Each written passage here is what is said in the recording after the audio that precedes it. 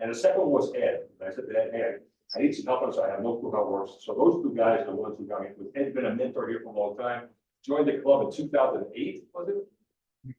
2008, Ed? Yes. And you advanced. Yes. And you gave a good introduction to these. Yeah, we can do this better. Microphones.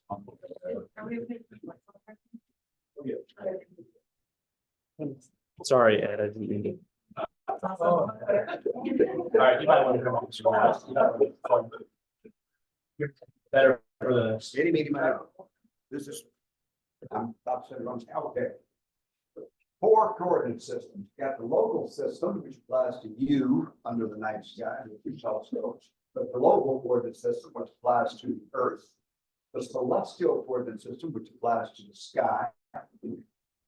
And time, fourth dimension, time. Because time is essential for global and celestial coordinate systems. Local coordinate system, altitude and azimuth. Now, so your telescope here is swinging around horizontally in altitude and tilting in altitude.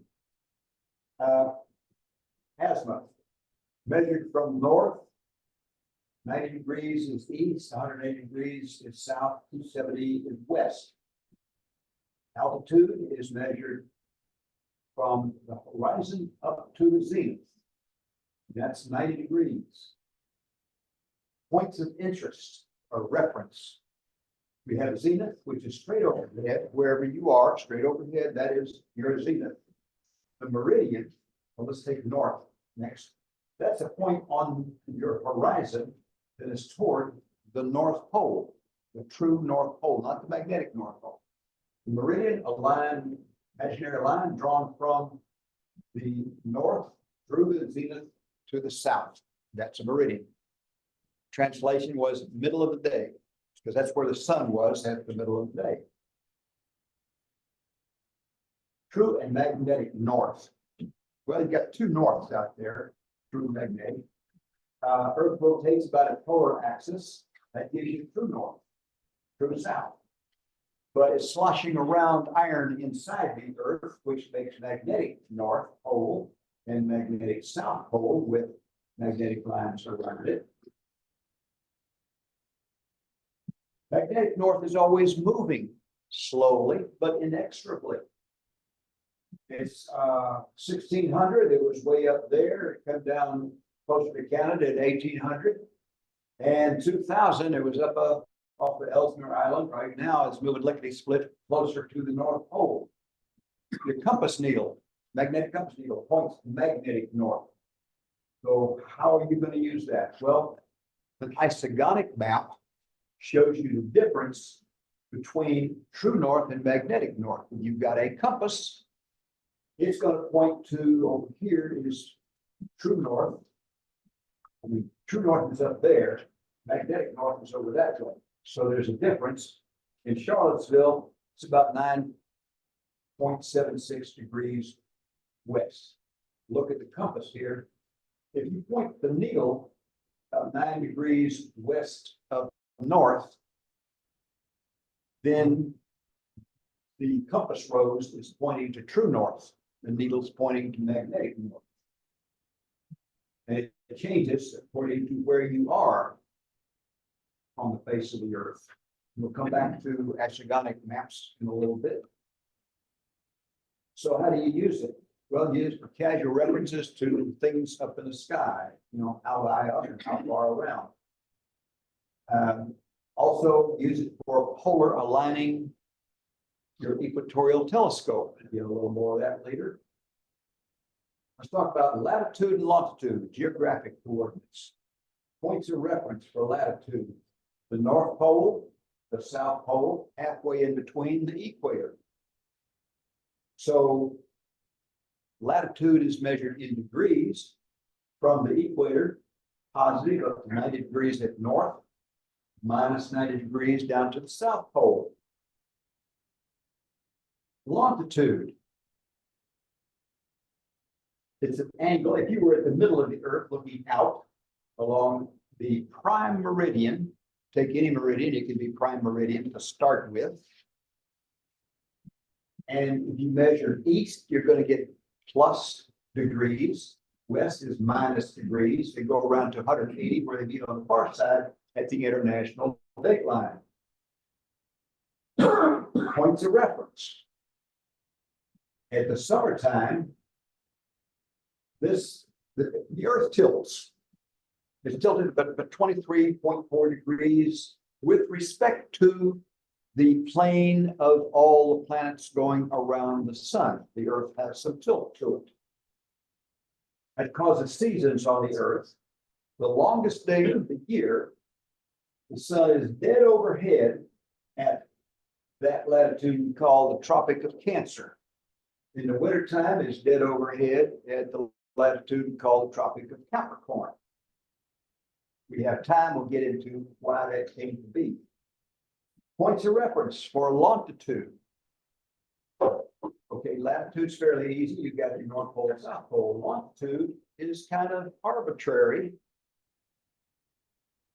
Currently, with Western navigation, the prime meridian goes through Greenwich, England. You've heard of Greenwich Mean Time? Well, it has to do with it.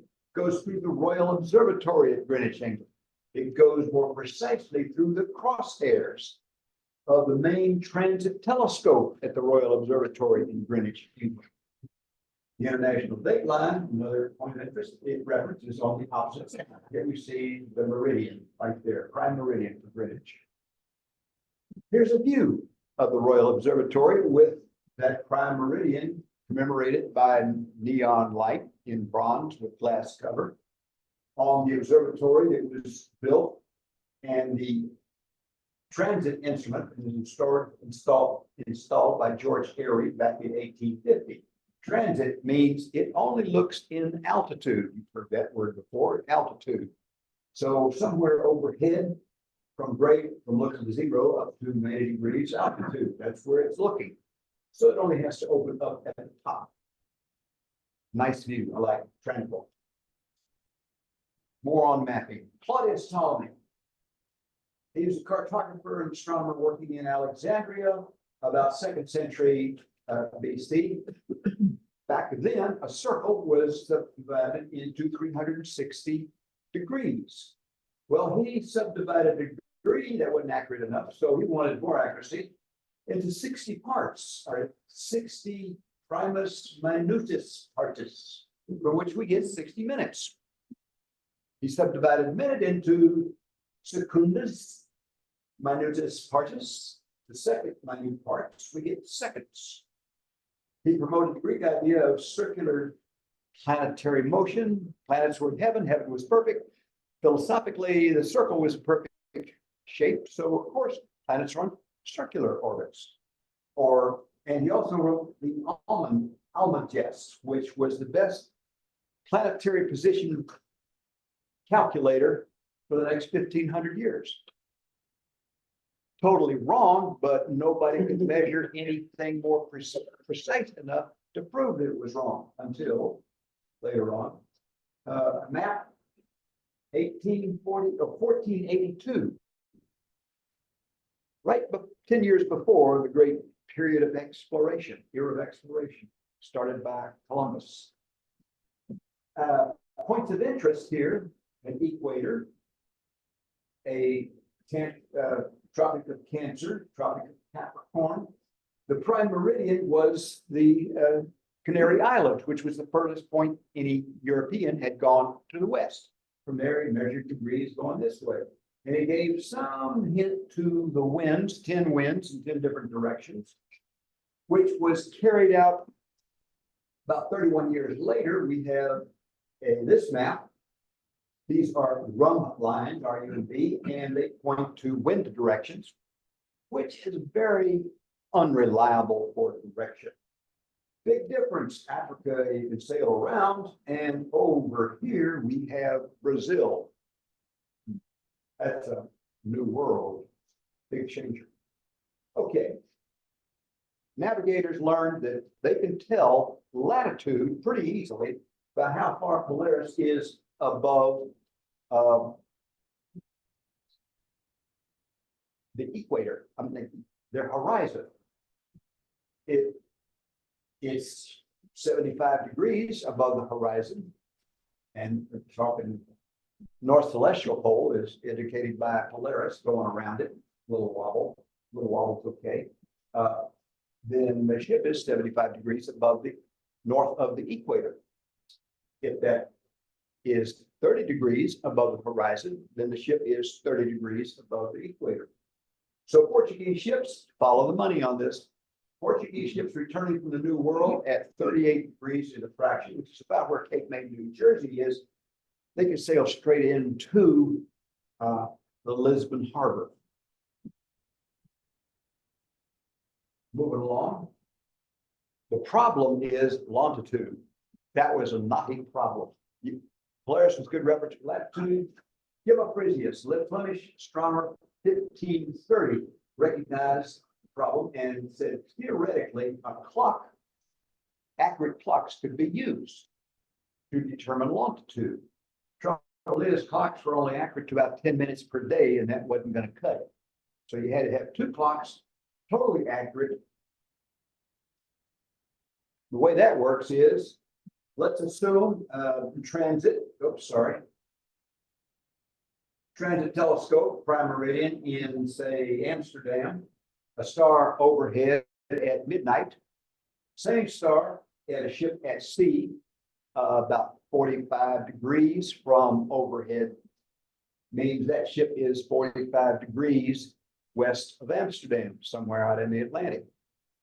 That's useful if you've got the clock to support it. Well, the problem is the stars are kind of moving around again, not a good definite place to connect anything to. So here we have the Earth going around the sun, showing the tilts.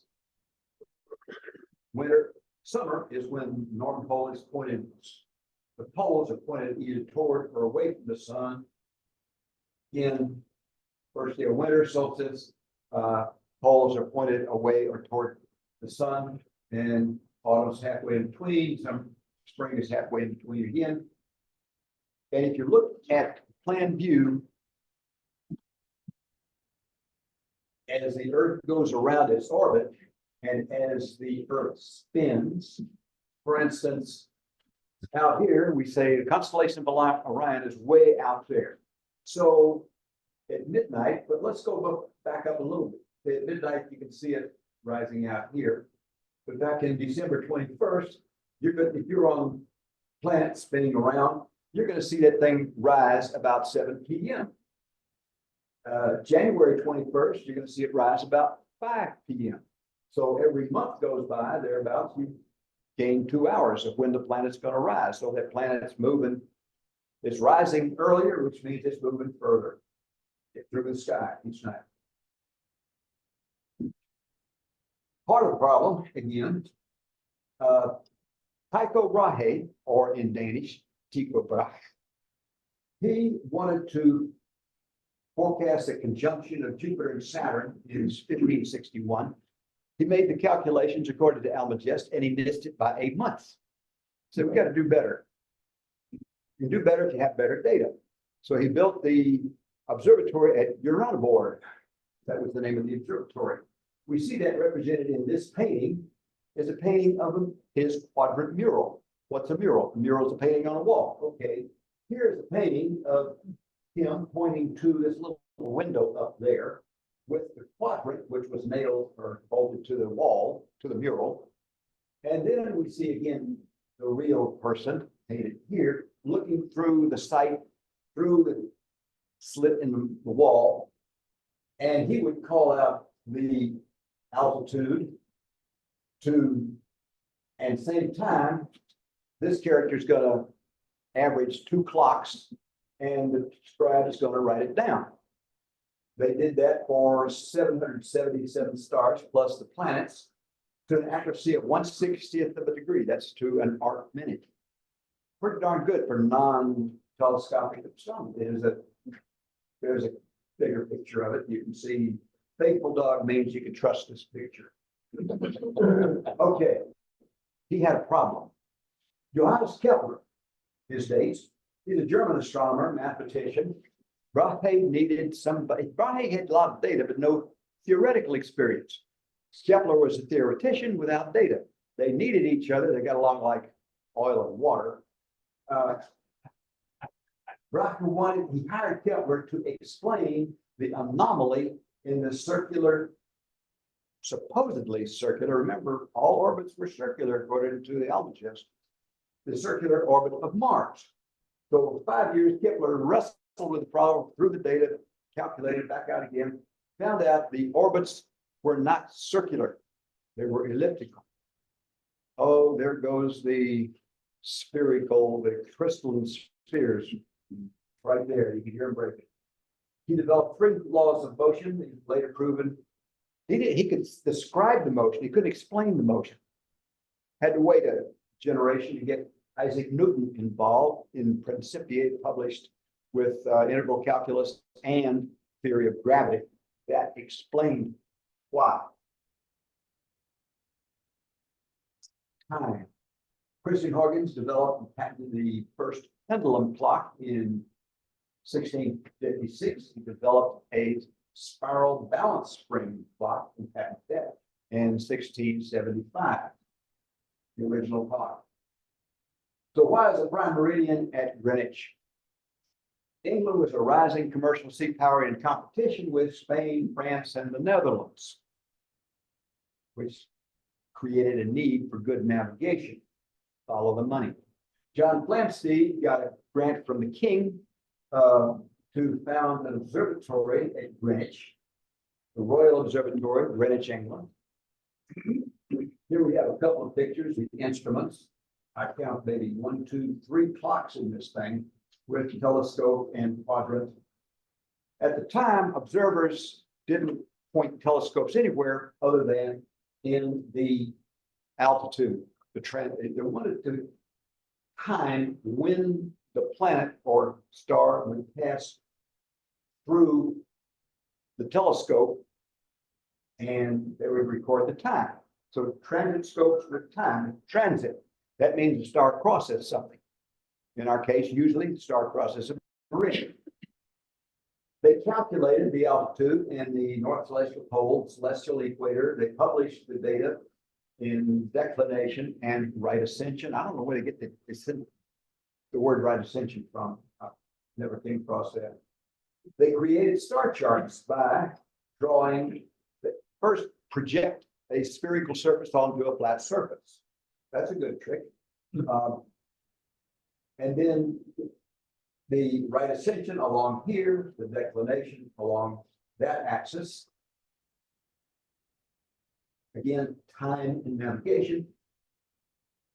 The Longitude Act, 1714. England going to give 20,000 pounds first prize to who could come up with the best way of tracking longitude or determining longitude. To half a degree accuracy. This is Isaac Newton's entry. He was trying to coordinate longitude with latitude and isogonic,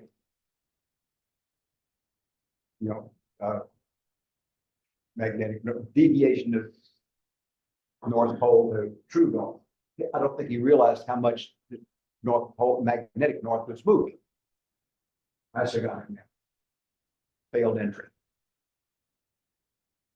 William Harrison entered 3 times with monstrous clocks, pendulum driven, that couldn't withstand the pitch and yaw of a sailboat. One day he's out walking, he pulls his stopwatch out of his pocket, realizes that stopwatch is resisting the pitch and yaw of his walking. Fortune favors a prepared mind. He hustled off to his watchmaker, technical improvements. He come up with his final entry, named H4. This is the prototype for all ship's chronometers for the next 200 years. England had colonies around the world. By the late 19th century, 72% of consumer shipping worldwide was using British navigation charts. So in 1848, all the shippers got together, they took a vote, we said, okay, everybody's gonna use British navigation charts. And particularly, they're gonna, not chart, they're gonna use prime meridian as the Brits had going through Greenwich. They also had the standard time at the prime meridian. And how can you use this? Well, locating any point on Earth's surface using latitude and longitude. So in Charlottesville, you're at 38 degrees latitude and minus 78.5 degrees for west longitude. If you have calculation problems, you fill into a chart somewhere and it predicts you're in the middle of the ocean, check and make sure you've got a plus where you should have a minus. It'll do it that way. So the global positioning system on your cell phone is what you use now instead of all the rest of this. But that's how we got to there. How you can use it also, if you want to set up your equatorial mounted telescope, you point the tripod toward true north and you set the tilt or altitude to match your latitude. 38 degrees latitude is where we are. You tilt your equatorial axis 38 degrees up and horizontal. Longitude. Well, we see here a map right there is, I got it divided, but 24 hours across around the world. Z, Zulu, okay, right there, centered on Greenwich. And minus 5 hours gets us over here to the center of the Eastern time zone. Looks about like that. And Cape May, you know, you got a place in New Jersey is on the center line, right about there. So astronomical calendars give rising, transit, and setting times, usually in UT or EST. If a moon rises at 9 p.m. Eastern time, it will rise at 9 p.m. on 75 degrees west, which is in New Jersey, Camden, New Jersey. But at 9:14 local time here in Charlottesville. So if somebody says, okay, you're also going to have a solar eclipse out there instead of 9 a.m., you might want to check and see, is it going to be visible above the horizon? So you're going to add or subtract 4 minutes of time for every degree you are west or east of the central longitude of your time zone. And you can use that to correct some of the more sophisticated planispheres that have that ability. Here's, I plugged into a GPS locator program and zoomed in on 0 degrees longitude right there. Oh, what happened? Here's the Meridian Courtyard. There's the telescope gallery for the Aries telescope. And what's the difference here? I think maybe about 27 yards, something like that. What happened?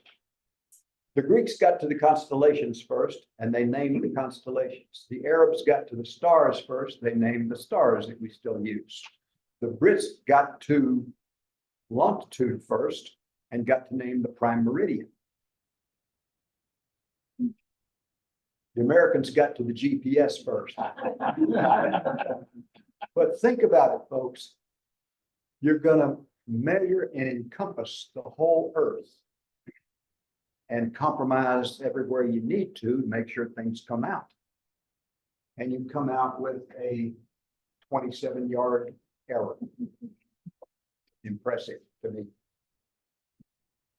Okay, celestial systems. This is a coordinates, right ascension, and declination.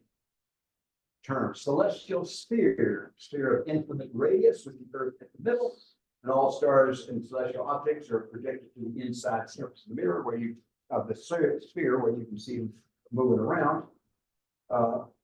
Reference points, you got the north celestial pole. You extend the Earth's pole where it hits the sphere, that's the north celestial pole, south celestial pole, the opposite direction.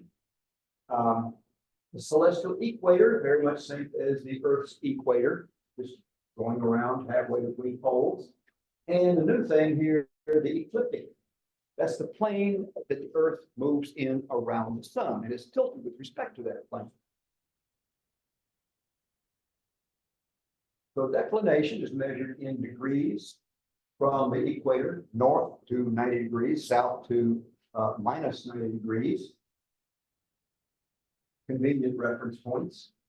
But what are we going to do about right ascension? Well, it's a little easy to count. It's going to be 24 hours around it. Cut out the degrees nonsense for the sky. It's going to be 24 hours.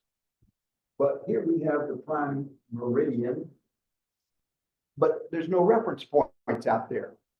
So there's two virtual reference points. They are where the celestial equator crosses the ecliptic. You can't see that in the sky. Furthermore, it's going to cross it in daylight when the sun is up there. Makes it more complicated. Celestial spheres, philosophical. This was drawn about 1559. It shows what earth, water, air, fire down here, 4 elements. Then it starts with the moon, Mercury, Venus, sun, Mars. The sun is closer. Wow, how about that? Fixed stars in the firmament, way out there on the crystalline spheres, and it's got the, well, that's all very good, but it's wrong. But it makes a nice t-shirt for those of you that have noticed. A little more rational celestial sphere, about 1550. It showed some, this is for library. Okay. So it shows the constellations on the outside of the sphere, but there you look at the backside of the constellation. Like, okay, if you're down in the middle of the sphere looking out, you see it as a true image, but here, the outside you're looking at it is a mirror image. Understandable. So how do you use this? Well, for instance, here we have a star catalog or an object catalog, like NGC catalog, and pick out the Rosette Nebula. Okay, pick out the RA, 6 hours, 32 minutes, declination, 4 degrees plus, of being above the equator, and another 52 minutes. So you go to a star chart and find the RA right here at 6 hours, 32 minutes, and the declination above the equator, positive, 4 hours, 52 minutes, and there is the Rosette Nebula. You don't have lines in the sky. You're looking up at the sky, you can't see lines. What you can see is asterisms. That's a group of stars that makes some sense. The Orion belt right here. Betelgeuse, Bellatrix, Lambda. And you notice that if you line these things up, they point, say, to this pair of stars. And this one over here lines almost up with that star. And Rosette Nebula is kind of in between them. Like that. Again, no lines, but if you line up that star, these two stars extending to here, then the Rosette Nebula is going to be right about there. That's how you use star chart. Thus, time. The Julian calendar, Roman calendar, is established by Julius Caesar, had a problem starting the winter solstice on January. The year was 365 1/4 days long. They did not have a decimal system, had to divide things, quarter. That makes sense. You got this from the Egyptians. The real year is more like 365.2421199 and so forth, which means that after a few centuries, people noticed the seasons kind of drifting with respect to the calendar. I think Easter wound up going toward winter instead of in the spring. Feast of Easter had been drifting Pope Gregory III called for a calendar commission in the mid-1570s to straighten out the calendar. He published a papal bull in 1581 announcing the new calendar. Well, you put out something new like that, everybody's going to scream and holler. The new Gregorian calendar would lose October 5th through the 14th. Whether you were paying interest or collecting interest affected your money. It started on New Year on January 1st. It connected the calendar spring with Easter to the seasonal spring or the astronomical spring. You study that, you can see what I was talking about. Easter would be on the first Sunday following the first full moon on the first day of spring. The calendar year would be 365 days long, except for one day every year divisible by 4, except not centenary years unless they were divisible by 400. Which means that 1700, 1800, and 1900 were not leap years, but 1600 and 2000 were indeed leap years. Oh, what a calculation that is. This guy, Joseph Scaliger, didn't like the complexity. He made things simpler and he made things a little confusing. He made it simpler by inventing or developing a linear calendar that was about 7,000 years long. Long period cyclical calendar, 1582, and he named it for his father, Julius Caesar Scaliger. Okay. We have the Julian for Julius Caesar, followed by Gregory III calendar with leap years. We have the Julian Caesar Scaliger, era, period, date, or day. All of them strung together, linear, no interruptions, no hiccups, one day after another for about 7,000 years, which means this thing started about 4113 BC. It'll have to start over again 3276 AD and go again. Time doesn't come to an end when that calendar ends. You just got to start over again.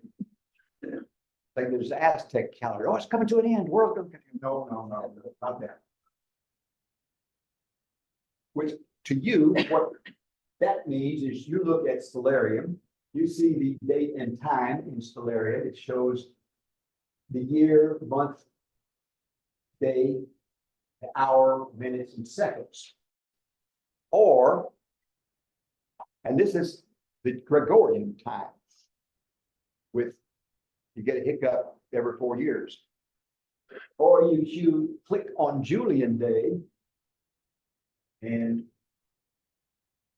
you get the Julian date, 246,103.5 days since the start of that calendar. Or the modified Julian date, they took up to 2.4 million years, or days. So this modified date gets you back to the 18th century. And who cares what's beyond that? If you really care, you can. In the meantime, precession is caused by toppling the Earth as it spins on its axis. Same thing. This is a top going around with gravity trying to pull it in a direction. The Earth spins and the moon is trying to pull it in a certain direction, according to when the moon's closest or not. If you push the axis of a gyroscope that way, from it, the axis tends to move sideways. Curious behavior of gyroscopes, which means that where the axis of the top or the axis of the gyroscope or the axis of the Earth is pointing, moves around in a circle like this. It points from one place to another Takes about 25,940 years to go all the way around, which means go way back when pyramids were built. Star Thuban was the North Star back then. Hipparchus was an observer, lived in Alexandria, Egypt, about 140 BC, making observations. And he observed that from a previous observation, it looked to him like stars had moved maybe about 2 degrees out of position. He's doing this with a backstaff, jackstaff. How does he, there's no lines up there. I'd love to know exactly how he did that. From Hipparchus, we move to Hipparchos, high precision parallax collecting satellite from the European Space Agency. Great, high precision, good man to copy. 140 years later, Claudius Ptolemy, you heard of him, he noticed the same phenomenon. He wrote, because none of Hipparchus' original stuff lives or is still existing, he believed that Hipparchus thought the drift was in the order of 1 degree per 100 years. Why? Wasn't really sure. Currently, we see it as about 1 degree every 72 years. We back up a couple of here. Pay attention to this little space here. There we have it again. Back in 1950, when this chart was, the axis of our star chart went through right there. As time goes on, this is 1950, 2000, 2050, 2100. Our celestial North Pole is creeping closer to Polaris. Or on the other hand, Polaris is getting closer to our pole. What that means is if you're lucky enough to have a polar scope in your equatorial mount, you look through it, you see a little railroad track going around like that. These are hours of our angle, 12 hours all the way around. And if you look up, you get Polaris lined up right about there. Remember, this is that telescope, polar scope is likely to be Keplerian, which means you're going to look at things upside down and backward. Well, from upside down and backward is the same thing as rotated 180 degrees. So if you look at stellarium, it's going to show Polaris down here. And you translate that, you understand it. When you look through your polar scope, you need to see it up there. Over here is a diagram. That means in 2016, you see Polaris along this little circular railroad track right there. And 2012, sorry, that's the first start. About 8 years. From 2012 to 2032, this is about 20 years across. If you buy a really old scope, you're going to be out of date. But between now and 2032, these things work. You want to have Polaris somewhere at the right radius from the crosshairs. Star charts. Well, they show star coordinates at one specific time. A clock is right twice a day. This thing was right once. Very specific Y2K compliant. Right there, 2000.0. That's called an epoch. The epoch should be in the catalog or atlas title somewhere. And what that means is you see evidence that the constellation lines originally lined up where the North Celestial Pole was in 1875. That's when they had the convention, said, okay, here's where our constellation lines are going to lie. Well, since then, the North Celestial Pole has wobbled. That wobble is called precession. You can see that in your stellarium. I just printed this out for Jupiter. Down here, you see RA and DEC mentioned twice. Once for J2000, J for Julian date, the long 7,000 year thing, 7,000, yeah, 7,000 year calendar, J2000, which was popular way back at year 2000. A lot of catalogs were printed for that date. They'll never have another catalog printed because they don't have to get it printed. They just get it calculated. So what you see offered down here is RA index on date, like today's date, now. In fact, some places they list it as J now. So that's the reason you have today. If you have a control on your telescope with catalog in it, you might want to make sure that if you have any options, that that thing is tracking the position of the stars at J now, and that you have any connecting equipment also set. If you're controlling it from stellarium, it can be done. You want to have stellarium running at J now, just to get consistency. Okay, aside from the commercial incentive to improve navigation, nearly all major advances in astronomy occurred when observations did not agree with prevailing theory, and people needed some new theory. Astronomy advances in instruments became, as instruments became precise enough to measure the flaw in the prevailing theory. That's when it advanced. You got better instruments. So by the mid-19th century, we could predict the movement of stars and planets within a fraction of a second, except, ready for something new? The perihelion of Mercury, that's point closest to the sun, was observed by Urbain Le Verrier in 1859 to be advancing in longitude by 38 arc seconds per century, faster than the prevailing celestial mechanics predicted. He did some Newtonian mechanics to figure out where it's supposed to be, and he measured, oh, it's not quite there yet. Off by 38 arc seconds per century. So that's where this evening's presentation, based on Newtonian mechanics, ends, and Einstein's relativity theory begins. That's what explained the drift. Scientific advancement is not a destination, it's a journey. And our trip continues with each new discovery. Thank you.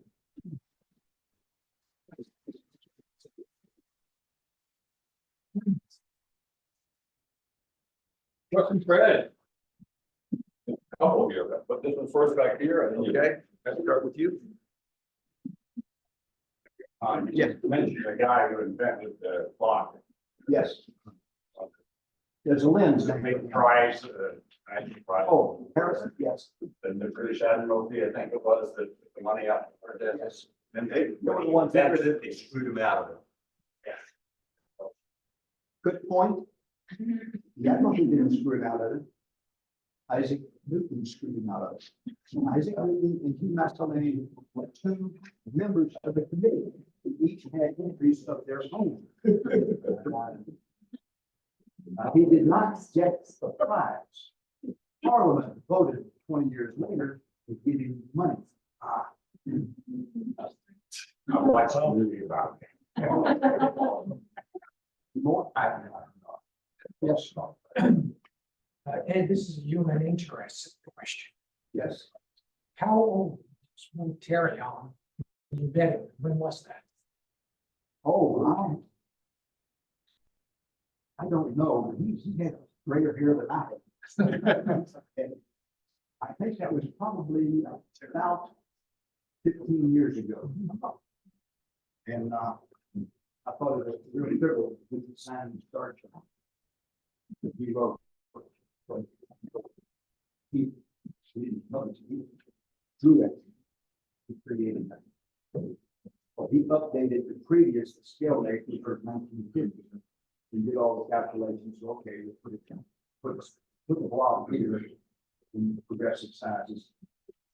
I'm sure it was tedious work, and I wanted almost asking, you know, is it gonna be a 2050 star chart? It dawned on me, there doesn't need to be. Because we have J now every year. Yes, I don't know if you followed on the news today. I read the story, because everybody and their brother now wants to go to the moon. All these, commercial enterprises want to do. Atomic clocks run at a different rate on the moon and on Earth, so they got a new system now. well, they don't need to get atomic clocks.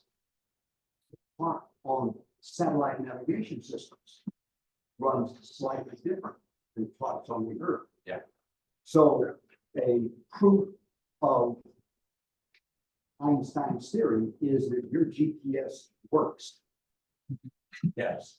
No, but I mean, what I read was that, because we're gonna have a lot of things orbiting the moon, Yes. and then you can keep track of them, so we have to have something But slightly different. certainly, if you're further away from mass, which affects how time. Not used to, what do you call it, universal coordinated time. Yes, Yeah. and- UTC, Yeah, universal time, that is British Mean Time corrected for a whole bunch of things. Infinitesimal wobbling of the Earth, speeding up, slowing down. I don't want to go there. I'm going to stop with this. And all that, I stopped at 1859, which was pretty good, and go. Since there, it had 10 times a bigger presentation. About all this stuff. Thank God. But mostly, I want to get to, I'm hoping to answer questions from people who have carried around of how do we get this? What is this? How does this work? And for the things that the amateur astronomer uses, this covers much of it. any more questions? Yeah, I got a question, Ed. So, oftentimes you see, I mean, J now is useful, but J now, you need to know when the observation was. And, you know, when you see stuff in the printed literature, a new discovery of such and such at such and such location. You mentioned that you don't expect to see J 2050, but in the future, does that mean all reports are going to be reported, you know, for posterity as J 2000? You know, if I find a new object in the sky, Optional. In a program like Stellarium, where you put in the date, and you can change the date back and forth. And if you take a coordinate, get their star up there and the information about a star. And then scroll the time years go by and see how J now changes. For published information, I don't know what they're gonna.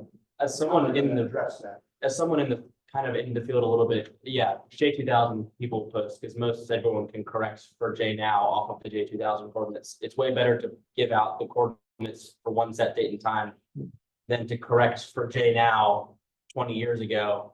In 2050, it's way better to correct for a single J2000 than, you know, J 2024. Yeah. It's something everybody, all the astronomers understand, J2000. So it's likely, from what I understand, it's likely to stay J2000 for pretty much forever. That means if you call it up on your Stellarium, even though it's moved since 2000, you can figure out, okay, what is plug in J now and start cranking it back until J now agrees with J2000. You know, just take your time and your time entry, crank that backwards to 2000, see if J now changed.